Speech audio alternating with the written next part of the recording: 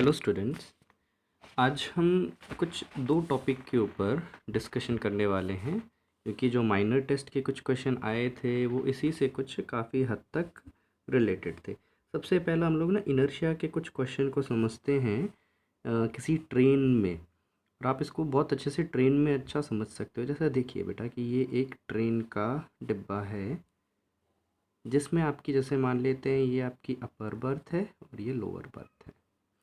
Upper berth पे आप अपने आप को मान लीजिए और लोअर बर्थ पे कोई आपका रिलेटिव, ब्रदर, सिस्टर कोई भी हो सकता है। आपके पास मान लीजिए एक बॉल है, एप्पल है, कोई भी चीज़ है, आप उसे नीचे ड्रॉप करोगे तो ये इसको कैच करने वाला। अब इस कंडीशन को समझना, यहाँ तीन कंडीशंस हम समझेंगे। तीन कौन कौन सी कंडीशंस होंगी? आपकी पहली कंडीशन जो है उसमें, जो कि मैं ले रहा हूँ अभी सबसे पहला केस, जब आपकी ट्रेन कांस्टेंट वेलोसिटी से मूव कर रही है। Train is moving with constant velocity. बेटा आपको एक बार मैंने समझाया था, कौन से टॉपिक में, पिछली बार जब हम लोगों ने पढ़ा था ना, जो एक बलून था, बलून में से पत्थर को ड्रॉप किया गया था, तो वो जो स्टोन है उसकी जो वो हमेशा वेलोसिटी को एक्वायर करने वाला केस समझाया था। मतलब ये है कि जैसे देखो ये जो पर्सन बैठा हुआ है, इसके हाथ में बॉल है, और ये पर्सन क्योंकि ट्रेन के साथ ट्रेन की वेलोसिटी में मूव कर रहा है, ट्रेन मूव कर रही है, उस पर ये बैठा है तो ये भी मूव कर रहा है, और बॉल भी इसके हाथ में, तो बॉल भी ये वेलोसिटी एक्वायर कर लेता है।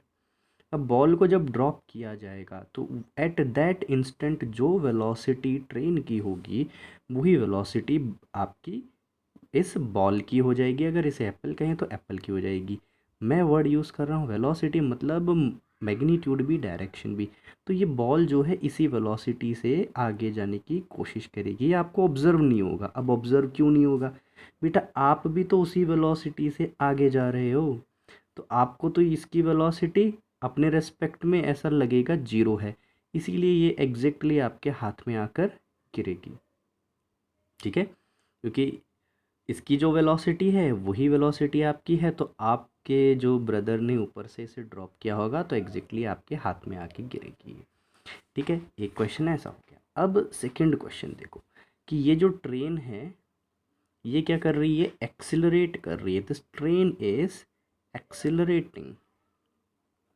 एक्सिलरेटिंग के केस में कैसे करोगे जरा समझना। देखो बेटा, ट्रेन एक्सिलरेट कर रही है मतलब उसकी स्पीड कंटिन्यूसली इंक्रीज कर रही है। तो अब आप हो यहाँ पर और यहाँ पर आपके ब्रदर हैं या जो भी कोई रिलेटिव है। अब आपने एप्पल को यहाँ से फॉल कराया, तो जो ये बॉल या जो भी एप्पल है, एप्पल ही ले लेते हैं, ठीक है, एक्सेलरेटिंग, कांस्टेंट एक्सेलरेशन ए से। ठीक है, तो ये जो एप्पल है ये तो एट इंस्टेंट जिस समय इसे ड्रॉप किया गया उस समय जो वेलोसिटी होगी वो होगी इसके पास, ठीक है, फॉरवर्ड डायरेक्शन में। लेकिन टाइम के इंक्रीज होने के साथ आपकी ट्रेन की वेलोसिटी तो बढ़ती रहेगी। ये एक्सेलरेशन, कोई भी ऑब्जेक्ट एक्सेलरेशन एक्वायर नहीं करता, वो due to inertia of motion सिर्फ वेलोसिटी एक्वायर करता है, क्योंकि फोर्स तो उस पर उस समय हट जाएगा ना, जो फोर्स ट्रेन की वजह से लग रहा है।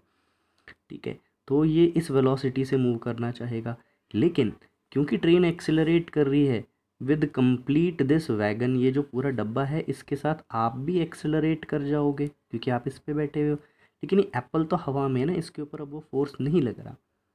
ठीक है, तो एप्पल मूव कर रहा है वर्टिकली डाउन, लेकिन आपकी ट्रेन की वेलोसिटी बढ़ने के कारण आप थोड़ा आगे पहुंच जाओगे और ये जो एप्पल है आपसे पीछे गिरेगा। ठीक है, कॉन्सेप्ट से समझिए। एप्पल के पास जो वेलोसिटी है, इसे एग्जांपल लेके चलते हैं कि जिस समय ड्रॉप किया गया उस समय वेलोसिटी ट्रेन की थी 2 मीटर पर सेकेंड और एक्सेलरेशन था 1 का। अब मान लेते हैं 1 सेकेंड के अंदर वो नीचे गिरता है ना, ऐसा एग्जांपल वाइज ले लेते हैं कि t=1 सेकेंड। अब 1 सेकेंड बाद क्या वेलोसिटी हो जाएगी, आइडिया लगा सकते हो?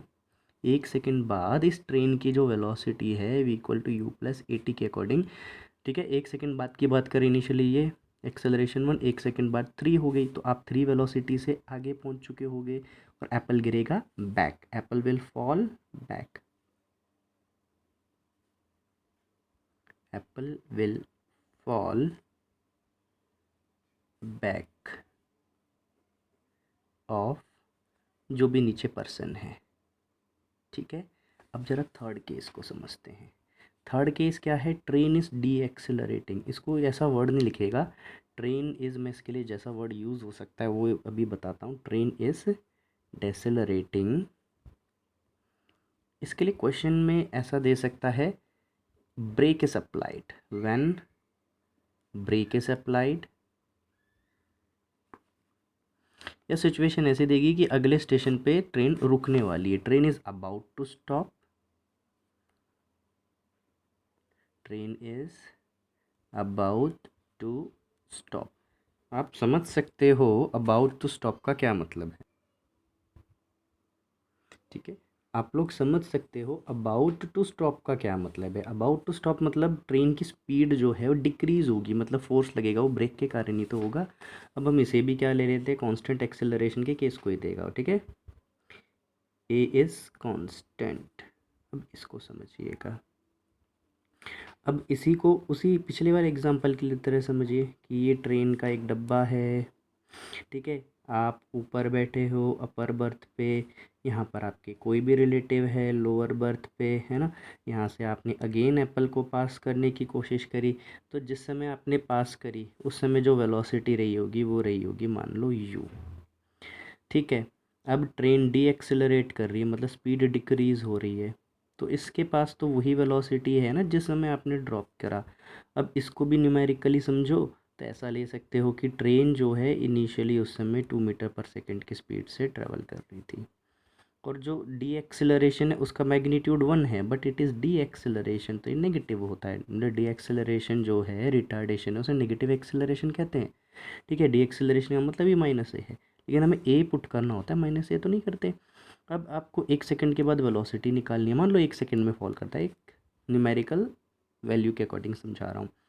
तो ये तो इस यू वेलोसिटी से मूव करेगा, मतलब 2 मीटर पर सेकेंड, ये भी आगे जा रहा है, ऐसी बात नहीं है ये पीछे जा रहा है। हम ये सोचेंगे, हमें लगेगा ये पीछे जा रहा है, ये आगे जा रहा है, लेकिन ये जा रहा है 2 मीटर पर सेकेंड की वेलोसिटी से, और आप किस वेलोसिटी से जाओगे, u+at। u कितना है 2, a कितना है आपका -1, t कितना है 1, तो 2 - 1 1। आप जो है 1 मीटर पर सेकेंड की वेलोसिटी से आगे जा रहे हो, मतलब आप स्लो हो और ये ज़्यादा तेज़ी से आगे जा रही है, तो ये आपके आगे गिरेगा।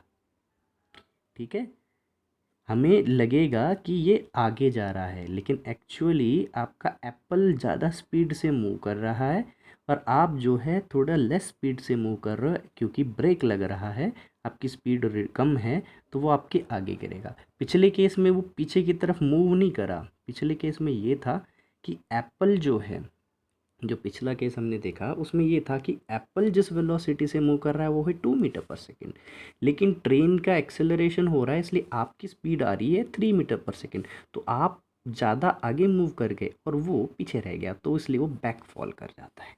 ठीक है, इन दिस केस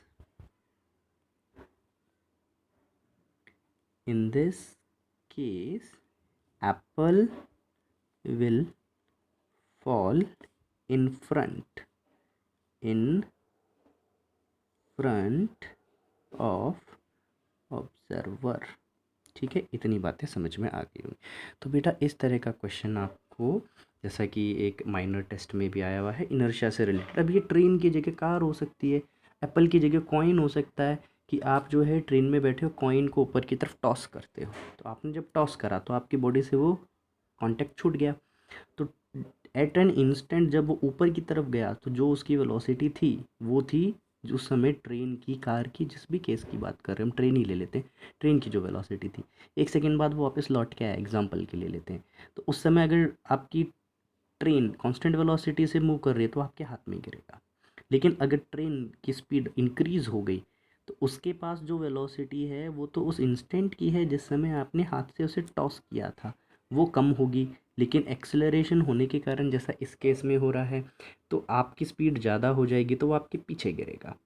और अगर ये वाला केस होता है तो उसमें क्या होगा, जिस समय आपने टॉस किया कॉइन को तो उस समय उसकी वेलोसिटी, एग्जांपल के लिए ये ले लो 2 मीटर पर सेकेंड, आपने ब्रेक लगाया तो आपकी वेलोसिटी हो जाएगी 3 मीटर पर सेकेंड, तो आपके पीछे गिरेगा।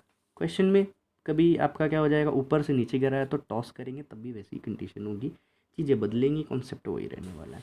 अब सेकंड पे बात करते हैं, डिफरेंशियल फॉर्म ऑफ इक्वेशन। बेटा मैंने ये सारी चीज़ें आपको बताई भी हैं, बस क्या है ना कि आप एप्लीकेशन कॉन्सेप्ट को, ये देखो, ये कॉमन सेंस और इतना आपका दिमाग आपको लगाना पड़ेगा। ये हैबिट अगर हम इसको एक एक चीज़ को ऐसे ऐसे समझाएंगे तो आप लोग अपने माइंड को खोलने की प्रैक्टिस कभी नहीं करोगे। ठीक है, थिंकिंग इंक्रीज करो।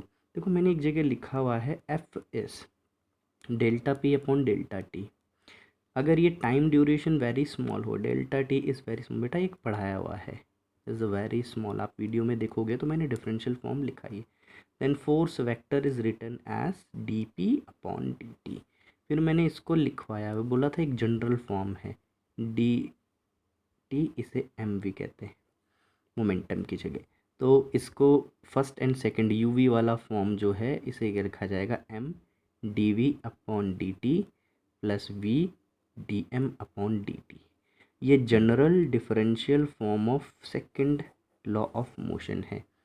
ये आपका second law of motion in differential form है, इन डिफरेंशियल फॉर्म। ठीक है, इसे अप्लाई कहाँ कर सकते हो, in all cases, applicable in all cases. क्योंकि इसे हमने कहीं पर ऐसा नहीं बोला कि वेलोसिटी कांस्टेंट है, मास कांस्टेंट है, ये डिफरेंशियल हुआ है। तो जब एक बार हमने देखा कि वेलोसिटी के चेंज के कारण कितना फोर्स आएगा, मास के चेंज के कारण कितना फोर्स आएगा, दोनों ऐड हो रहे हैं। ठीक है, इसे जनरल ले सकते हो। अगर देखो इसे हम लोग कांस्टेंट मास वाले पे लगाएंगे तो ये मास डी क्या है, स्मॉल चेंज ऑफ मास, मास का चेंज हो ही नहीं रहा होगा किसी क्वेश्चन में, तो स्मॉल की तो बात ही छोड़े, तो ये चेंज जीरो होगा, ये वैल्यू हट जाएगी। तो D M D V by D T ये हो गया एक्सेलरेशन जो आप जनरली पढ़ रहे हो। लेकिन किसी क्वेश्चन में वेलोसिटी कांस्टेंट है लेकिन मास चेंज हो रहा है, तो ये वाला फैक्टर हट जाएगा, इससे आएगा। ये रॉकेट वाले केस में यूज़ होता है। ठीक है, रॉकेट के जो क्वेश्चन आते हैं, रॉकेट प्रोपल्शन के, आपने न्यूटन वाले में देखे होंगे, रॉकेट प्रोपल्शन के क्वेश्चन जो हैं, ठीक है, उसमें अगर आपको दिया हुआ है फ्यूल जिस रेट से बर्न हो रहा है, तो जनरली जो रॉकेट के क्वेश्चंस आपको मिलेंगे उसमें ये बताया जाएगा रॉकेट की कांस्टेंट वेलोसिटी रहती है मूवमेंट के दौरान। तो हम एफ़ को जो है वेलोसिटी कांस्टेंट रहेगी, तो ये जो फर्स्ट फैक्टर है इसके अंदर, ये जो हमारा फर्स्ट फैक्टर है और ये जो हमारा सेकंड फैक्टर है, तो फर्स्ट फैक्टर तो चेंज होगा नहीं कांस्टेंट वेलोसिटी होने के कारण, ये जीरो रहेगा। लेकिन ये वाला फैक्टर, ये जो है मास का, ये एम क्या है, फ्यूल के ऊपर हम बात कर रहे हैं, तो आपका रॉकेट का क्वेश्चन इससे होता है। अब आपके माइनर टेस्ट में इससे रिलेटेड क्वेश्चन आया हुआ है, रॉकेट में भी है। अब आपके माइनर टेस्ट में जो दिया है उसको देखो। ठीक है, माइनर टेस्ट में ऐसे दिया है कि कोई कन्वेयर बेल्ट है। ठीक, ये जो कन्वेयर बेल्ट है किसी कांस्टेंट वेलोसिटी से मूव कर रहा है, मुझे वैल्यू याद नहीं, मैं एक एग्जांपल के लिए ले लेता हूँ। It is moving with a velocity of 2 metre per second, ऐसा ले लेते हैं कुछ एग्जांपल में, है ना, इतनी हाई स्पीड तो नहीं होगी लेकिन मान लेते हैं। कन्वेयर बेल्ट समझते हो क्या होता है बेटा? जब एयरपोर्ट और यहाँ पर जाते हैं तो कुछ जगह पे हम लगेज को रखते हैं, एक बेल्ट होती है जो मूव होती रहती है ऐसे गोल गोल। आप लोग ऐसे जो फ्लोर मिल्स होती हैं, आटे की चक्कियाँ होती हैं, वहाँ पर आप इस तरह के बेल्ट को देख सकते हो। ठीक है, तो एक मान लो 2 व्हील्स हैं, इसके ऊपर एक बेल्ट मूव कर रहा है, उसे कन्वेयर बेल्ट कहते हैं, क्योंकि चीज़ को एक जगह से दूसरी जगह कन्वे करता है। अब इसके ऊपर कुछ बॉल्स गिर रही हैं, किसी भी मटेरियल की हो सकती है, लेड की, किसी भी चीज़ की, ये बॉल्स गिर रही है continuously at a rate of, rate क्या दिया है, मान लीजिए कि 2 kg पर सेकेंड, 1 सेकेंड में 2 kg की बॉल गिर रही है, मतलब 1 2 3 जितनी भी गिर रही होंगी, है ना। तो इसको कंटिन्यूसली मूव कराने के लिए एक फोर्स की रिक्वायरमेंट है। तो calculate force needed to continuously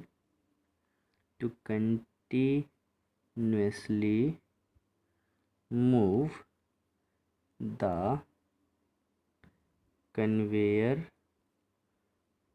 belt with 2 metre per second. तो देखो बेटा इस क्वेश्चन में कन्वेयर बेल्ट को 2 मीटर पर सेकेंड की वेलोसिटी से मूव करना है, तो यहाँ दिख रहा है कि ये जो वेलोसिटी का चेंज नहीं होने वाला, ये फैक्टर जीरो हो जाएगा। आप जनरल इक्वेशन के अकॉर्डिंग लिख लीजिए, कोई दिक्कत नहीं है इसमें। हम लिख सकते हैं M D V by D T plus V D M by D T. ये जनरल इक्वेशन, इसको तो कहीं भी अप्लाई कर सकते हो। ये पता लग रहा है velocity is constant, V is constant, तो उसका चेंज तो रहेगा ही नहीं, तो हमारा एफ जो यूज़ होगा वो होगा V D M upon D T. D M upon D T क्या है? Change of mass with time. अब देखिए इसकी यूनिट आपको हेल्प कर देगी। पर क्या है? मास, नीचे क्या है? टाइम। तो ये क्या है? उसमें क्वेश्चन में बोल भी रहा है rate of fall of mass. Rate का मतलब होता है टाइम, टाइम के साथ कितना मास इसके ऊपर गिर रहा है ना। तो पहले मास जीरो, कुछ भी नहीं गिरा। 1 सेकंड के बाद मास 2 kg, फिर अगले 1 सेकंड के बाद मास और 2 kg। तो हर बार मास क्या है? 2-2 kg का इंक्रीज़ होता हुआ इसके ऊपर गिरता जा रहा है। ठीक है, तो ये हमें डायरेक्टली ये इन्फॉर्मेशन हमें रिट्रीव करनी आनी चाहिए कि ये क्या है। Actually this is T M by T T. ठीक है, ये चीज़ आप समझ जाएं तो कुछ भी नहीं है इस क्वेश्चन में, बिल्कुल क्या कहें, सिंपलेस्ट क्वेश्चन। वेलोसिटी कितनी मेंटेन करनी है? 2 की। ठीक है, मास का रेट ऑफ चेंज कितना है? 2 का। तो न्यूटन फोर्स कितना चाहिएगा? 4 न्यूटन। अब उसकी न्यूमेरिक वैल्यू के अकॉर्डिंग आप अटेम्प्ट कर लीजिएगा। ऐसे ही क्वेश्चन आपको ना न्यूटन क्लासेस की वर्कशीट में भी दिए हुए हैं। ओके स्टूडेंट, जैसे मैं कह रहा था ना, न्यूटन क्लासेस के अंदर भी ऐसे कई क्वेश्चन हैं, तो आप देख सकते हो। Question number it is question number, एक मिनट देखता हूँ, 37। न्यूटन क्लास के अंदर एक क्वेश्चन 37 है जो रॉकेट प्रोपल्शन से रिलेटेड है, रॉकेट के मूवमेंट से। एक चीज़ देखना बेटा, एक रॉकेट को एक्सेलरेशन कौन सा फोर्स देने वाला है वो थोड़ा सा ना प्रैक्टिकल बात करते हैं।